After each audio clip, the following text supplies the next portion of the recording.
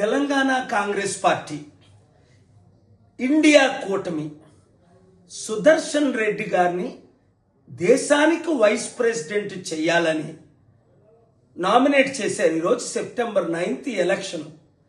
సూటిగా చెప్తున్నాను, ఒక బీసీ సీనియర్ మోస్ట్ లీడర్ అయిన హనుమంతరావు గారిని ఎందుకు నామినేట్ చేయలేదు?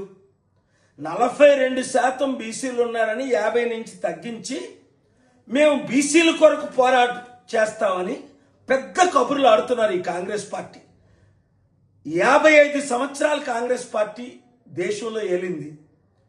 12 మంది రెడ్డిల్ని ముఖ్యమంత్రి చేసింది 2 తెలుగు రాష్ట్రాల్లో.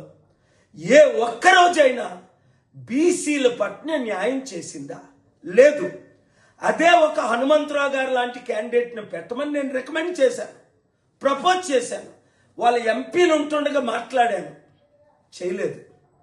చేసుంటే మోదీ మెడలో వంచి 788 ఎంపీలతో బెట్టింగ్ యాప్ లోక్సభలో రాజ్యసభలో బిల్లు పెట్టి పాస్ చేయించానా లేదా? అంటే బహుజన్లారా, బీసీ ఎస్సీ ఎస్టీ క్రిస్టియన్ ముస్లిం ఆలోచించండి. నేను చెప్తుంది సత్యమా కాదా? కాంగ్రెస్ పార్టీ రెడ్డిల్ది.